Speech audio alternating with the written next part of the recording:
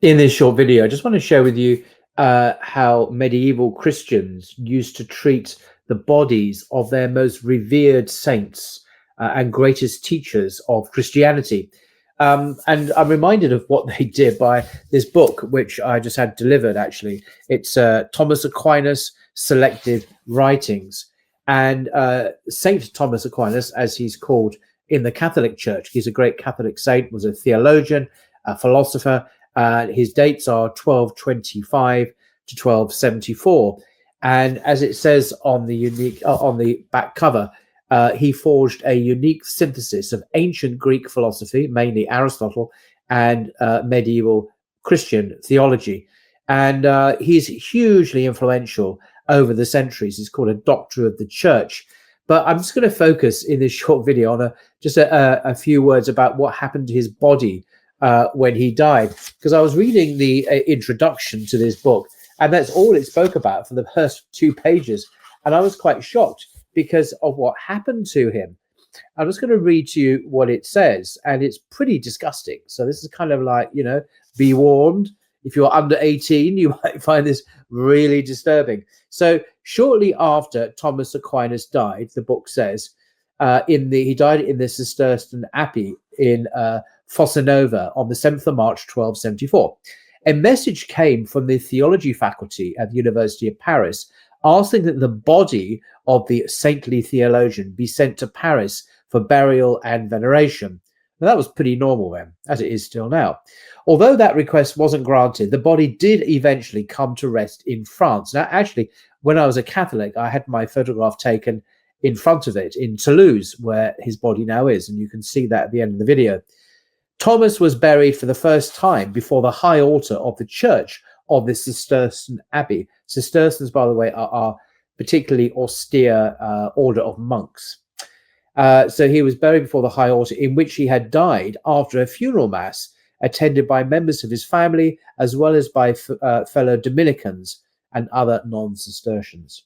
Because the sub-prior at Fossanova was cured of blindness when he touched Thomas's body, and soon other miracles occurred, the Cistercians began to fear that the remains would be stolen and taken off to a Dominican resting place. There's real anxiety here that this amazing, miracle-working dead body, as they thought, would be nicked and stolen by other people.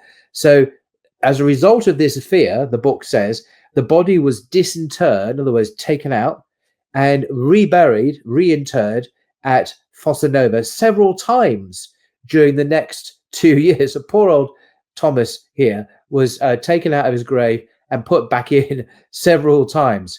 Jealous of their treasure, the monks took macabre precautions. This is where it gets pretty unpleasant. They exhumed the corpse of Brother Thomas from its resting place, cut off the head, and placed it in a hiding place in a corner of the chapel. The idea was that even if the corpse was stolen by other Christians, the head would be theirs. That had the precious head of Thomas. I don't know what they were thinking. His sister was given a hand. How delightful. What if she asked for that? Can I have a hand, please? A finger of which was to describe a grisly trajectory of its own. Now, the author of this introduction doesn't say what happened there. But anyway, this story of reverent mutilations is a long one. By the time the canonization process began in 1319 rather, because he was made into a saint, the corpse had been reduced to bones from which the flesh had been removed by boiling. So the guy's flesh was removed by boiling in water. In 1368, the bones were then removed to the Dominican monastery at Toulouse. Toulouse, a big city in the south of France, where they remained until the French Revolution. They were then removed to the church of Saint Cernin in the same city. And in 1974, the 7th centenary of the death of Thomas Aquinas, his remains were returned to the Dominican church in Toulouse, where they have rested to this day. End of quote.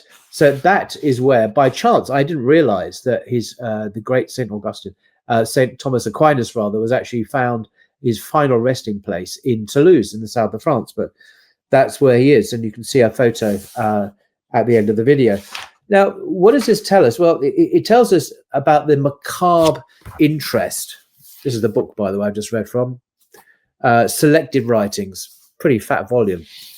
The great macabre interest that the Catholic Church has always had in the dead bodies of its saints. If you go to Westminster Cathedral in London, not far from here, you'll see dead bodies of saints in glass tombs where you can venerate them.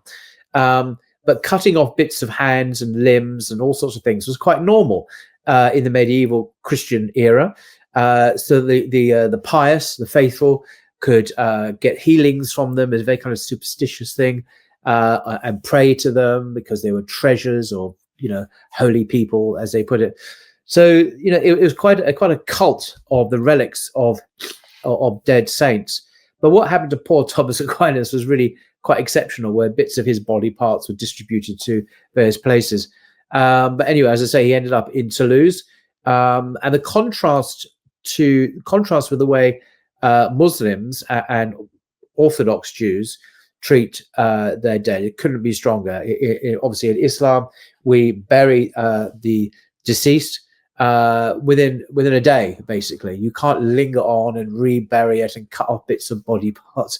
This would be seen as a terrible violation of the sanctity of the deceased. They're simply not allowed to violate the body, and the same in Orthodox Judaism as well. But in Catholicism, it's a bit different. So I just want to share that with you. It's a bit odd, really, having looked at this book and only sharing with you what happened to his body rather than the body of his work, pun intended. But maybe we'll do that in another video, inshallah. So until next time.